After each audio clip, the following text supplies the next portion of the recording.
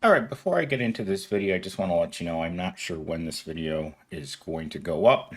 It's a future video that's sole purpose is to fill a spot during the week when I am too burnt out from work in order to let the creative juices flow. Even when I get home after busting my hump for 12 hours, sometimes I just feel like I can't waste my day's experiences by not making a video. So I end up having these leftover videos, but I'd much rather have them than not have them, if that makes any sense. But as I just said, today's main focus is going to be on burnout and how I feel about it, because this is something that obviously popped up into my brain while I was doing my research for this particular video. Is that while I was a little kid, I watched my parents work low level jobs my whole life. They didn't have a speck of office worker in them. They didn't speak English. They didn't go to school. They never integrated themselves into American society. They moved here from Latin America and stayed Latin American. They just decided that they didn't want anything to do with it. But of course, myself put into a kindergarten classroom with 30 other children who didn't speak the same language that I did forced me into adapting their culture, their way of speech, education, and seeking a very different life experience that my parents had. Yet my parents still managed to own everything. Multiple homes. I think we had a vacation home and we had other homes. Like there were places that we went to. We traveled a lot as a child. We traveled all over Mexico, like from one end to the other, looking at. Ironically, my parents would look at timeshares. They'd never buy anything. But my parents thought that timeshares were actually vacations, not selling vacations. So my parents didn't understand. I'm 100% certain that my parents just didn't understand that the point of the timeshare was to sell them the timeshare. Luckily, they never bought it, but we went on a lot of timeshare vacations. So, why did my parents have everything I don't? Was it their vast education, their keen intellect? Was it their business savvy? No, it was just an easier time to be alive. Even though my mom cleaned toilets professionally, she still managed to make sufficient money to pay all her bills and still have money left over enough to afford luxury travel. That's it. That's what it comes down to. I've never heard of an ordinary worker in present time who can afford to take an entire month off every year to go visit with their parents.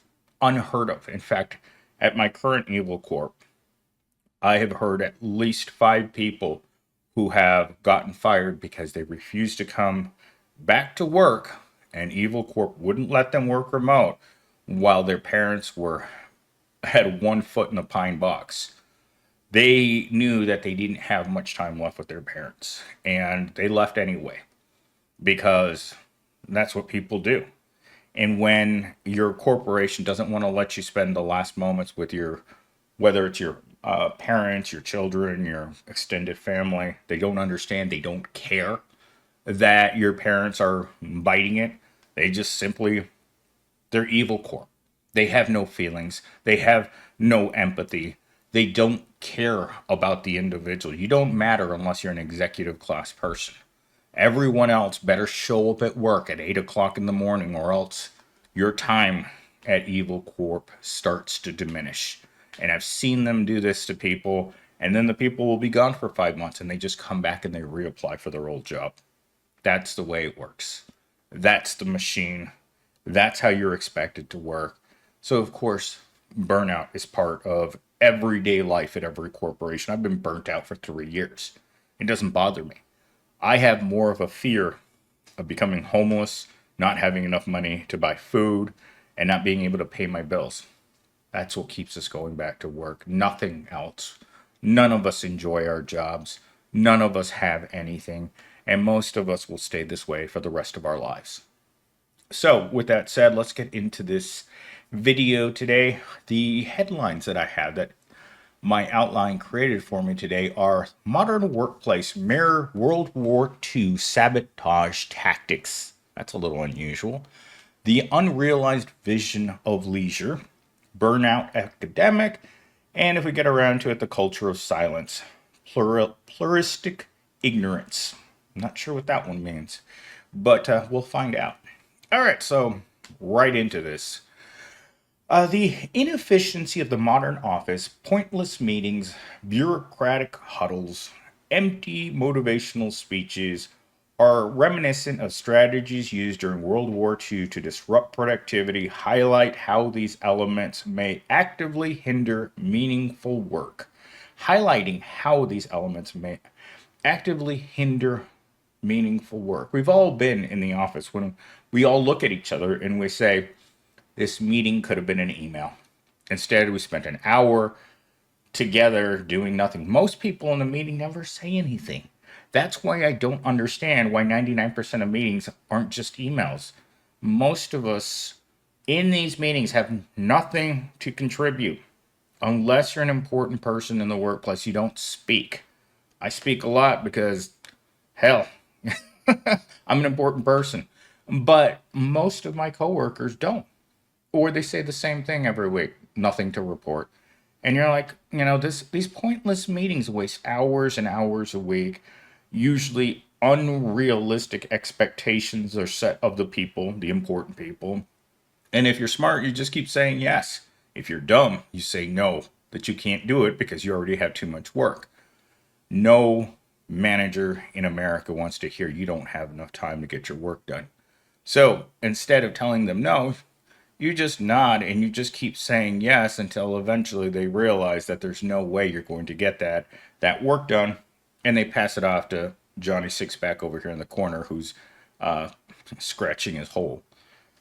That happens. I've seen it. I've seen it many times. Bureaucratic bureaucratic hurdles, bureaucratic hurdles. I can't say that word for some reason this afternoon.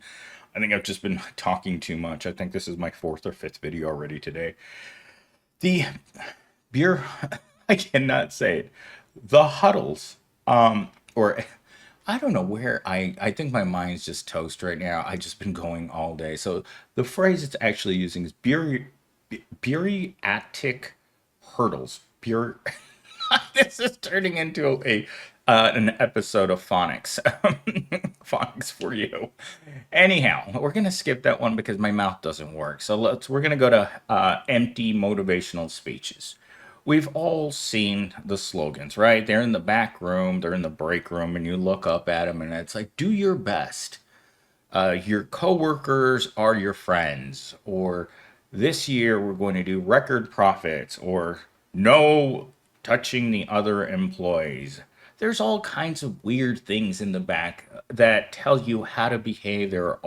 We have an extensive employee handbook. In fact, when you message HR at my current company, instead of getting a reply from a human being, most replies from HR are them quoting the employee handbook on appearance, on time off, on holidays, the way you should act at work.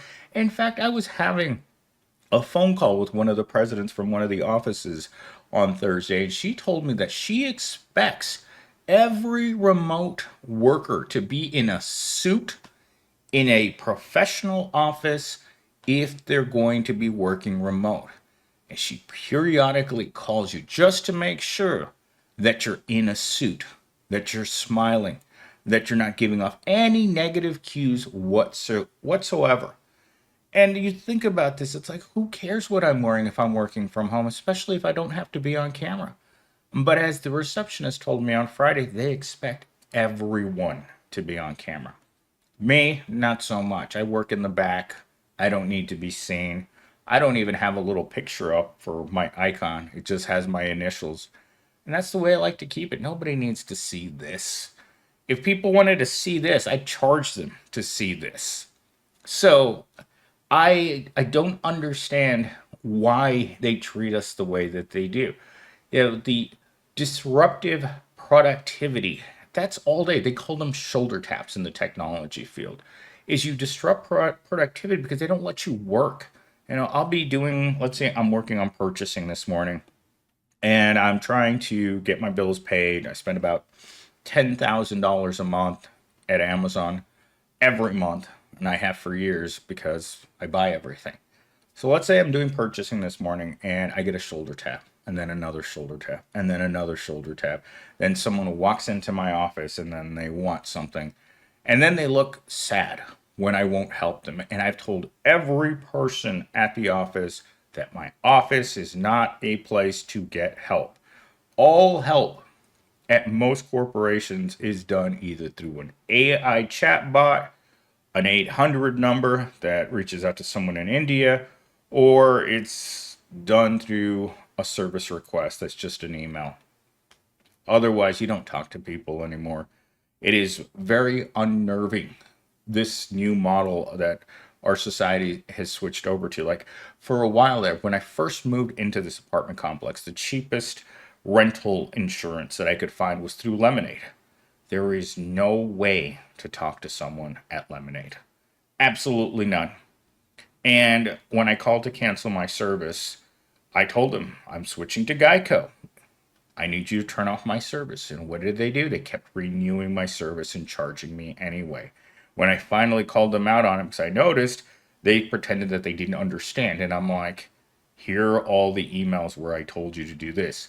But you don't want to take a single phone call. In fact, at my current job, when people can't get through to a person because they're being given the runaround, they'll sit there and they'll go into the employee phone book and they'll start looking for people who have technology titles.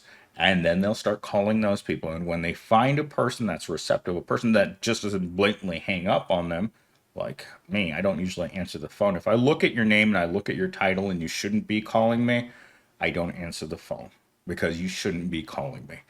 But every once in a while, your work friends will call you, right? The people you talk to all day. And they're the ones that are the worst killers of your time because they know where you are. They know you're probably sitting on your hands somewhere and that they can find you and get you to do what they want. But, of course, even they know that they only have so many favors that they can call in before you cut them off. So they have to use them, they have to reserve their technology passes. Anyhow, I'm way off cue here. So let's move on to our next talking point. I don't think I can work with this one anymore. The unrealized vision of lecture. Keynes predicted that technological advancements would lead to a future with dramatically reduced work hours, enabling a life of leisure. However, instead of less work, we have created a bloated bureaucracy that traps workers in administrative roles with no real sense of purpose or impact. That's my job. No real role.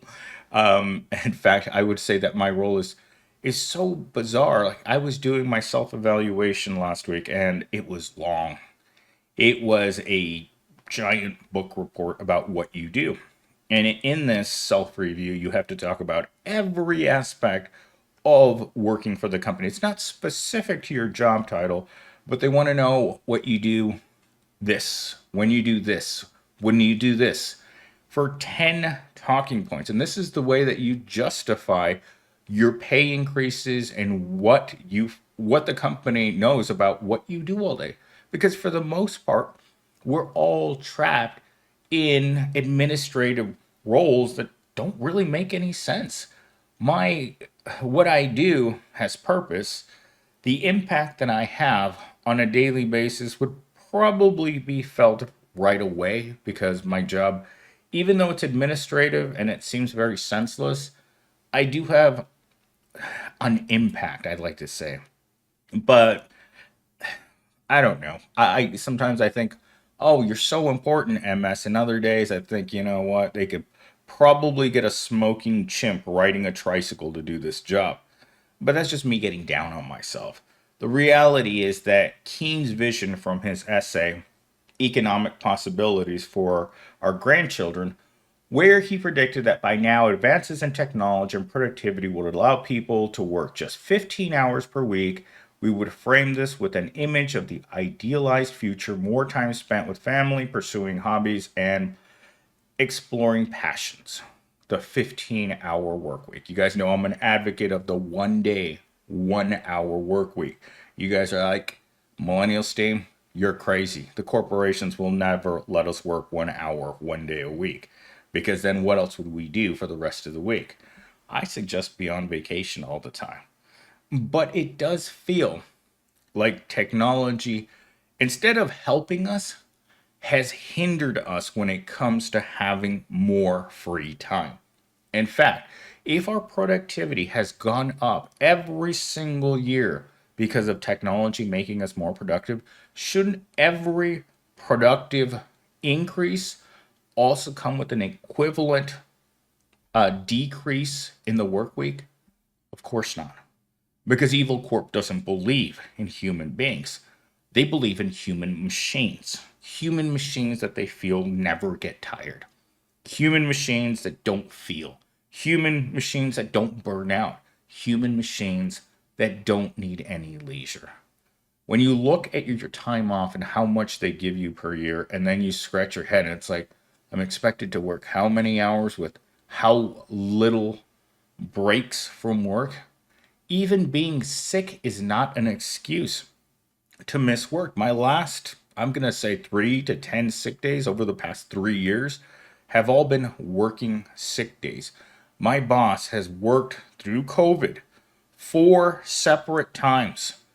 And I mean, he is dying sick and he can't take a break because if he's not there to do the work, it just doesn't get done.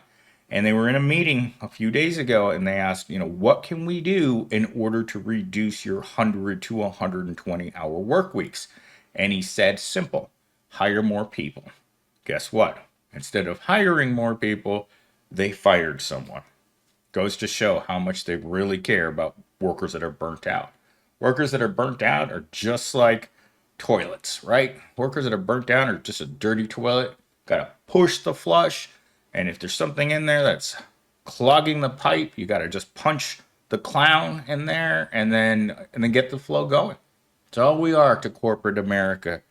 Dirty toilets. So the next time you look at yourself in the mirror after you took a massive deuce in the office and your boss walks in and starts sniffing the air, hey, just tell them you're cleaning the toilets. That's what I do. Anyhow, moving on to our second to last talking point. A system that values constant productivity while neglecting worker well-being. I couldn't have put my last statement any better. We're cleaning the toilets. Once an employee is too dirty, they're too burnt out, they're coming to work without showering, they're coming to work and quiet quitting. Heaven forbid an employee come to work to quiet quit. Evil Corp is constantly watching you. These quiet quitters out there, and I know there's a lot of you that come to work, that put in the minimal amount of work, that don't take any extra work, that don't show any incentive, come to work to do the minimum. Well, they're watching you. And once Evil Corp starts scratching itself and wondering, it's like, what's Millennial Steam doing back there? His body hasn't moved in 4 days. Let's get that guy some motivational music and another corporate pizza party.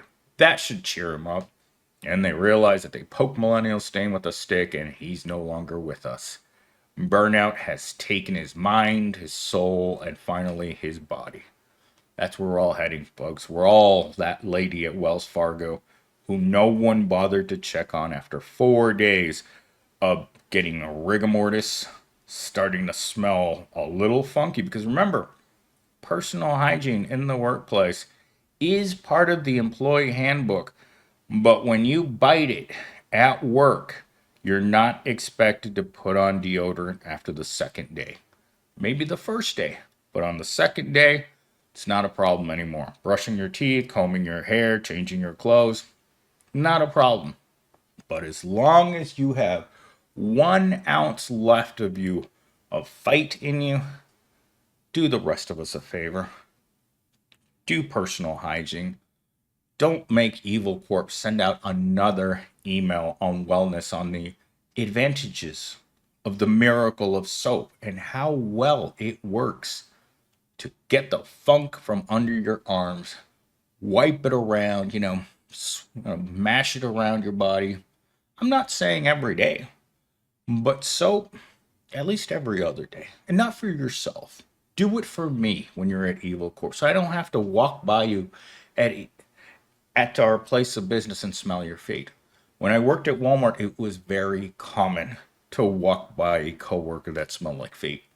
So common, you just got used to the Walmart funk. Because when you're at the bottom, personal hygiene becomes not high priority. It should be, because we're still all human beings sharing the same air, share the same space, same workplace. But hygiene in the workplace is becoming, I would say, more and more optional as burnout becomes much more common. There are days in which I sniff the air around myself at work and I'm like, Millennial Steam, you're smelling like sweaty booty. It's time to go take care of that. And you walk over to the bathroom, take care of it, spray yourself a little bit, and come back to the office and lift up your arm. All good. That's just what we have to do. Anyhow, I had one last talking point, and I'm just going to phrase it really quickly because I don't like going over 20 minutes. So this is it.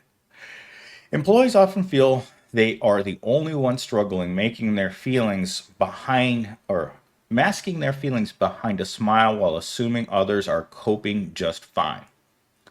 While others are coping just fine. And this is what I wrote to this. You can't hurt me anymore, fleece. You can't. When you look at a coworker in the face while they're getting fleeced, sometimes you look at that worker and you think to yourself, Mikey likes it. We've gotten to the point where Evil Corp knows what time it is. You know what time it is. It's 8 a.m. Monday morning, and those trousers better drop to the ground with a nice sharp click because it's fleece time. And the corporation never lets up on the point of letting you know that they're in charge. You know this because you have no job security. You know this because you watch your coworkers get fleeced. Then it's your turn. Then it's Susie's turn. Then it's Johnny Sixpack, who's already has his pants around his ankles. He's like the fifth guy who's going to get fleeced, and he's already ready. It's like a trained Pavlov dog. He's like, he gets triggered, and he's like, oh, it's time. They don't even try to fight back. And that's the great thing about Evil Corp. It's like they've trained us so well. We've been domesticated corporate workers so well that the second we hear Fleece's footsteps at the front door of the office, we're all like, oh, it's time. So we all line up in the front of the office. We all pull down our tighty whities. Make sure everybody's wearing the tighty whities with their own name on it. Oh, crap. Mine say Johnny Sixpack. Holy crap. Hey, can someone trade me? Oh my God. I hope you guys enjoyed this video. The toxic positivity in this video is all over the place. I hope you guys enjoyed it. Again, remember, I'm being funny. Fleece doesn't exist. Remember, tell yourself this. Fleece doesn't exist until it's 8 a.m. on Monday morning. He also gets you on the way out for some reason Friday at 5 p.m. Not sure why that is. I guess it's a reminder of what's coming on Monday. But I will talk to you guys in the next video.